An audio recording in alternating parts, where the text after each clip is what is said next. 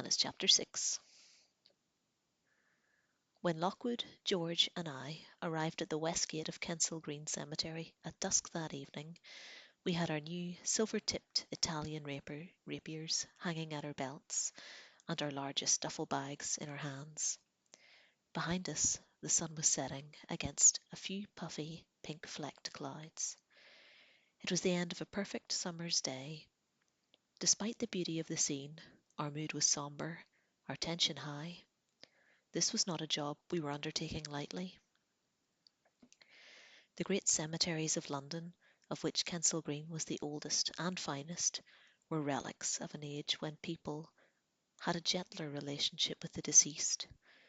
Back in Victorian times, their pleasant trees and landscaped paths made them perfect places of respite from the metropolitan whirl. Stone masons vied with one another to produce attractive headstones. Roses grew in bowers, wildlife flourished. On Sundays, families came to wander there and muse upon mortality. Well, not anymore they didn't. The problem had changed all that. Today the cemeteries were overgrown, the bowers wild and laced with thorns. Few adults ventured there by daylight. At night, they were places of terror, to be avoided at all costs. While it was true the vast majority of the dead still slept quietly in their graves, even agents were reluctant to spend much time among them. It was like entering enemy territory. We were not welcome there. The west gate had once been wide enough for two carriages at a time to pass onto the Harrow Road. Now it was rudely blocked by a rough-hewn fence laced with strips of iron and thickly pasted with faded posters and handbills. The most common poster showed a wide-eyed, smiling woman with a chaste, knee-high skirt and t-shirt standing with hands outstretched in greeting. Beneath her the radiant letters read, "The Open Arms Fellowship. We welcome our friends from the other side." Personally, I said, I'd like to welcome them with a magnesium flare. I had a knot in my stomach that I always get before a case. The woman's smile offended me. These ghost cults contain some idiots, agreed George. In the centre of the fence, a narrow entrance door hung open, and beside this stood a shabby hut made of corrugated iron. It contained a deck chair, a collection of empty soft drink cans, and a small boy reading a newspaper. The boy wore an enormous flat cap, coloured with rather sporty yellow checks, and almost entirely shading his face. Otherwise he was decked out in the usual drab brown uniform of the night watch. His iron-tipped watch-stick was propped up in the corner of the hut. He regarded us from the depths of the deck chair as we approached. "Lockwood and Company here to greet Mr. Saunders," Lockwood said. "Don't get up." "I won't," the boy said. "Who are you? Sensitives, I suppose?" George tapped the pommel of his rapier. "See these swords? We're agents." The boy seemed doubtful. "Could have fooled me. Why ain't you got uniforms then?" "We don't need them," Lockwood replied. "A rapier's the true mark of an agent." "Codswallop," the boy said. "Proper agents have fancy jackets, like that hoity-toity Fitz's crowd." "I reckon you're another dippy bunch of sensitives who'll pass out cold at the first sign of a lurker." He turned back to his paper and snapped it open. "Anyways, in you go." Lockwood blinked. George took a half step forward. "Agent swords aren't just good for ghosts," he said. "They can also be used for whipping cheeky night watch kids. You want us to show you?" "Oh, how terrifying. See me tremble." The boy pushed his cap further over his eyes and made himself comfy in his chair. He jerked his thumb over his shoulder. "Straight up the main avenue. Make for the chapel in the centre of the site. You'll find everyone camped there. Now move along, please. You're standing in my light." For a moment it was touch and go whether another small ghost might soon be haunting the margins of Harrow Road, but I resisted the temptation. Lockwood motioned us on. We passed through the gate and entered the burial grounds. Instinctively, as soon as we were in, we stopped and used our hidden senses. The others looked, I listened. All was peaceful. There wasn't any sudden upsurge in psychic pressure. I heard nothing except for blackbirds calling sweetly, a few crickets in the grass, gravel paths shining dimly in the half light, radiated way between dark ranks of memorials and tombs. Trees overhung the walkways, casting them into deeper shadow. Overhead, the sky was a fathomless dark blue, punctured by a risen moon's bright disk. We took the main avenue between rows of spreading limes, dim tangles of moonlight cut between the trees, frosting the black grass. Our boots crunched on the gravel, and chains in our bags clinked faintly as we marched on. Should be fairly straightforward, Lockwood said, breaking our silence. We stand while they dig down to the coffin, and when that's done, we open it up, seal Dr. Blackstaff's bones with a bit of silver, and head on our way. Easy. I made a skeptical noise. Coffin opening's never that simple, I said. Something always goes wrong. Oh, not always. Name one single time it went well. I agree with Lucy, George said. You're assuming Edmund Bickerstaff won't cause us trouble. I bet he does. You're both such worriers, Lockwood exclaimed. Look on the bright side. We know the exact position of the source tonight. Plus, we don't have Kips to fret about, do we? I think it's going to be an excellent evening. As for Bickerstaff, just because he met an unfortunate end doesn't mean he'll necessarily be an aggressive spirit now. Maybe, George muttered. But if I was eaten by rats, I know I'd be fairly upset. After 5 minutes' walk, we saw the heavy white roof of a building rise among the trees like a whale breaching a dark sea. It was the Anglican chapel in the centre of the cemetery. At the front, four great pillars supported a Grecian uh, por- sorry, portico. A broad flight of stairs led to its double doors.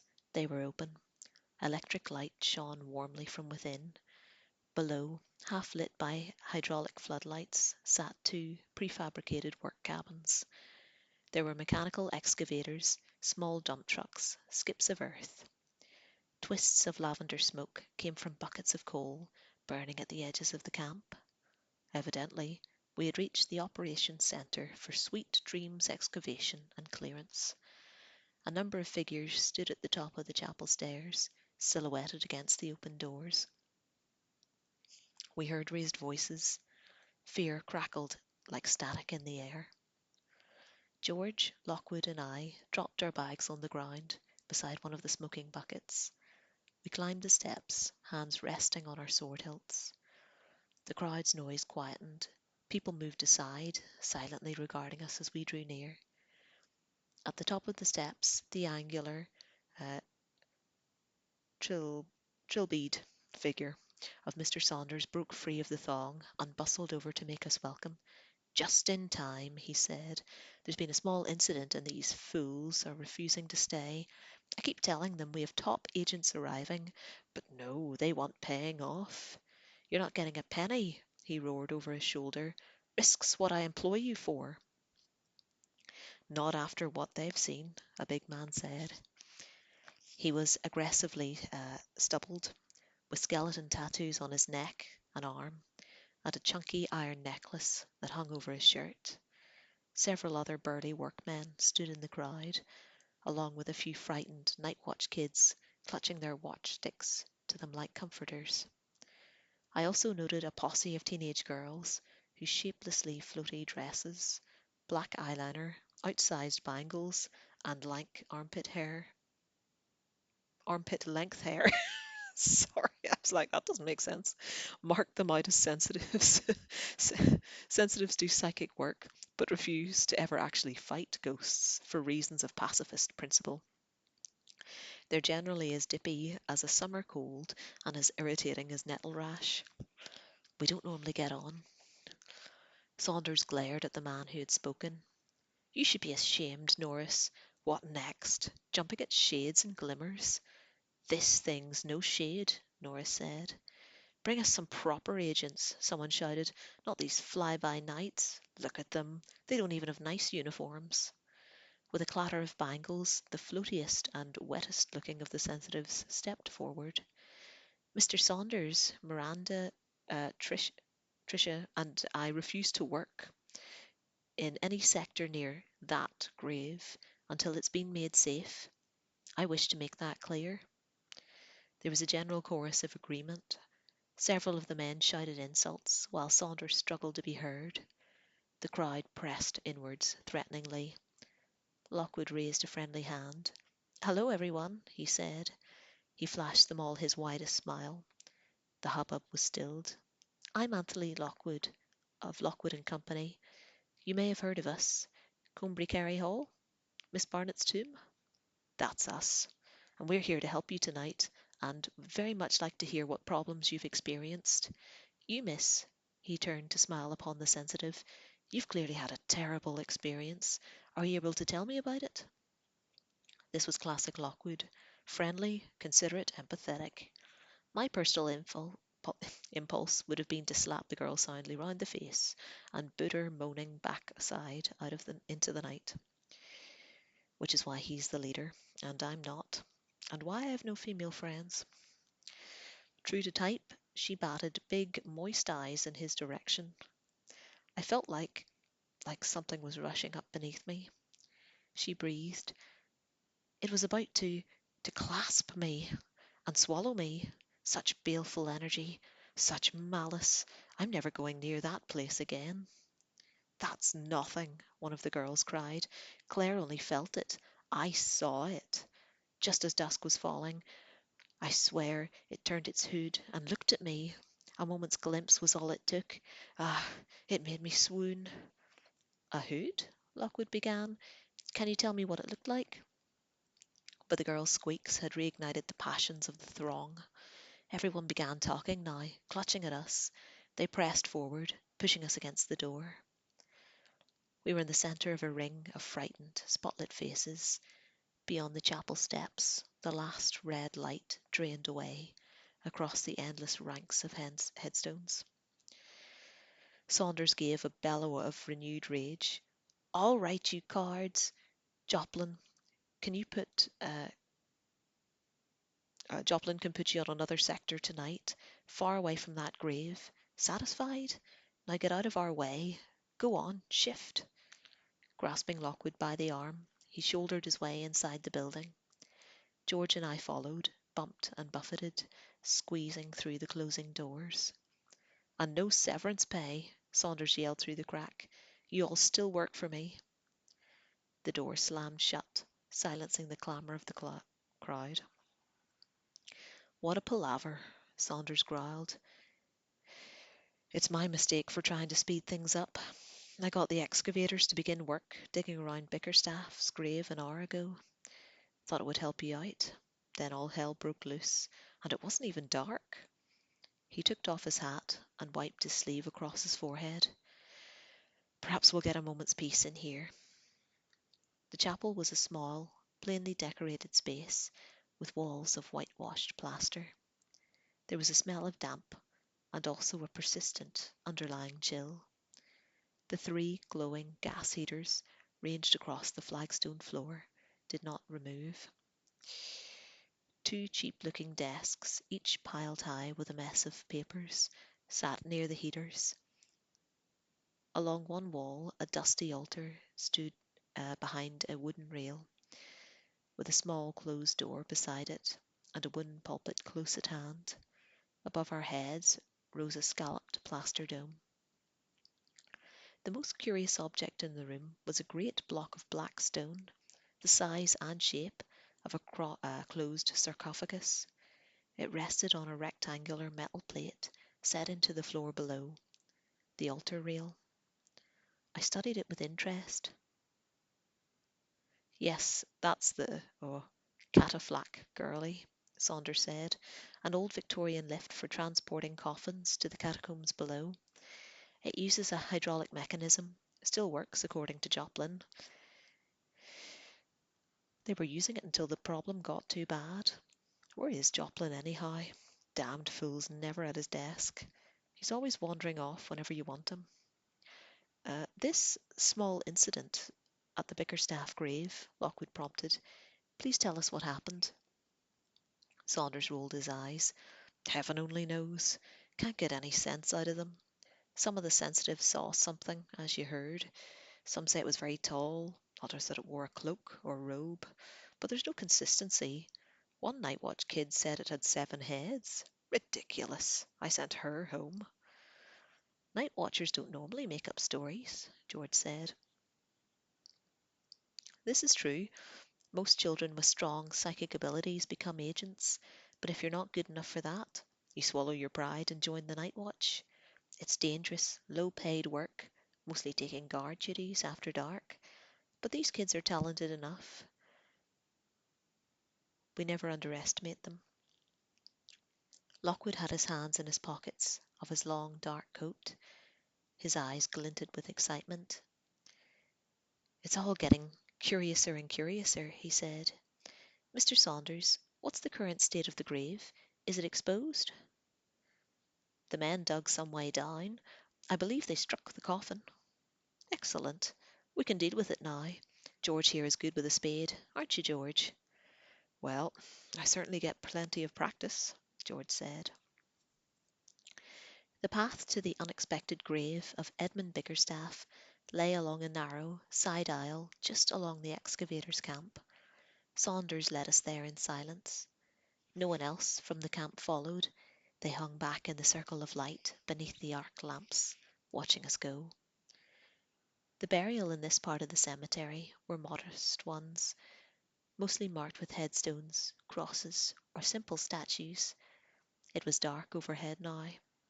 The stones, half hidden by thorns and long wet grass, showed white and stark under the moon, but their shadows were black slots into which a man might fall. After a few minutes of walking, Saunders slowed. Up ahead, piles of brambles marked a patch of ground that had been roughly cleared. Nearby rose a mound of dark, wet earth. A small mechanized backhoe, scuffed and yellow in the light of Saunders' torch, blocked the path at an angle. Its bucket still full. Spades, picks, and other digging tools lay scattered all around. They left in a hurry, Saunders said. His voice was tight and high. Right, this is where I stop. If you want anything, just call. With undisguised haste, he drifted back into the dark, and we were left alone. We loosened our rapiers. The night was silent. I was aware of the heavy beating of my heart. Lockwood took a pen torch from his belt and shone it onto the black space of the left of the path. It was a square plot of open ground, bordered by normal graves and box tombs. In its centre, a small discoloured slab of stone rose crookedly from the soil. The grass in front of this stone had been scooped away, leaving a broad, gently sloping pit into the earth. It was maybe 8 feet across, 3 feet deep. The tooth marks of the backhoe's bucket showed as long grooves in the mud. But we had only eyes for the stone. We used our senses, quickly, quietly, before we did anything else. No death glows, Lockwood said softly. That's to be expected, because no one's died here. Got it? Anything? Nope, George said. I have, I said. A faint vibration. A noise? Voices? It bothered me. I couldn't make it out at all. Just a disturbance. There's definitely something here. Keep your eyes and ears open, Lockwood said. Right. First thing we do, we put a barrier right around, and I'm checking out the stone. Don't want to miss anything, like we did last night. George set a lantern on one of the box tombs, and by its light we took out our length of chains. We laid them out around the circumference of the pit. When this was finished, Lockwood stepped over the chains and walked towards the stone, hand ready at his sword. George and I waited, watching from the shadows. Lockwood reached the stone, kneeling abruptly. He brushed the grass aside. Okay, he said. It's poor quality material, badly weathered, scarcely a quarter of the height of a standard headstone. It hasn't been laid properly. It's badly tilted. Someone did this very hurriedly. He switched on the torch and ran the beam over the surface. Decades of lichen had encrusted it and built up deeply in the letters carved there. Edmund Bickerstaff. Lockwood read, and this isn't proper mason's work. It's hardly even an inscription. It's just been scratched by the first tool that came to hand. So we've got a rushed, illegal, and very amateur burial, which has been here a long time. He stood up, and as he did so, there was the gentlest of rustlings. From behind the grave, a figure broke free of the darkness and lurched towards us in the lantern light. George and I cried out. Lockwood leapt to the side, ripping his rapier clear. He twisted as he jumped, landing in the centre of the pit, facing toward the stone. Sorry, Mr. Albert Joplin said. Did I startle anyone? I cursed under my breath. George whistled. Lockwood only exhaled sharply. Mr. Joplin stumbled around the edge of the pit. He moved with an awkward, stoop-shouldered gait that reminded me vaguely of a chimp's. Small small showers of grey dandruff drifted about him as he rolled along. His spindly arms were clasped across his sheaf of papers, which he pressed protectively against his narrow chest, as a mother shields a child. He pushed his glasses apologetically up his nose. I'm sorry, I got lost coming from the east gate. Have I missed anything? George spoke, and at that moment I was enveloped by a wave of clawing cold. You know when you jump into a swimming pool and find they haven't heated it, and the freezing water hits your body, you feel a smack of pain, awful all over. It was like that. I let out a gasp of shock, and that wasn't the worst of it. As the cold hit me, my inner ears kicked into life. That vibration I'd sensed before, it was suddenly loud. Behind the hum of George's voice and Joplin's chatter, it became a muffled buzzing, like an approaching cloud of flies. Lockwood, I began. Then it was done. My head cleared. The cold vanished. My skin felt red and raw. The noise shrank back to the background again. Really quite extraordinary church, Mr. Cubbins, Lockwood was saying, or Joplin was saying. The best brass rubbings in London. I must show you some time. Hey, this was Lockwood standing in the centre of the pit. Hey, he called. Look at what I found. No, not you, please, Mr. Joplin. You'd better stay behind the iron. He had his torch trained on the mud beside his feet. That better not be Nimbus, I saw out of the corner of my eye. He's left his box, hasn't he? Keep a close eye on him. Moving slowly, my head still ringing, I crossed the chains with George and went down into the hole. Our boots trod the soft, dark mud. Here, Lockwood said, what do you make of this? At first I made nothing out of the brightness of the beam. Then, as he moved his torch, I saw it, the long, hard, reddish edge of something poking out of the mud. Oh, George said, that's weird. Is it the coffin? Little Mr. Joplin was hovering just beyond the chains, craning his thin neck eagerly. The coffin, Mr. Lockwood? I don't know. Most coffins I've seen are made of wood, George murmured. Most Victorian coffins would have long since rotted in the ground. Most are buried at a respectable 6 feet, and with all the proper rites and regulations. There was a silence. And this? Joplin said. It's only 4 feet down, has been tipped in at an angle, like they wanted to get shot of it as fast as possible, and hasn't rotted because it isn't made of wood at all. This box is made of iron. Iron? Lockwood said. An iron coffin? Can you hear it? I said suddenly. The buzzing of the flies? But they didn't have the problem then, George said. What did they need to trap in there? And that's the end of chapter 6.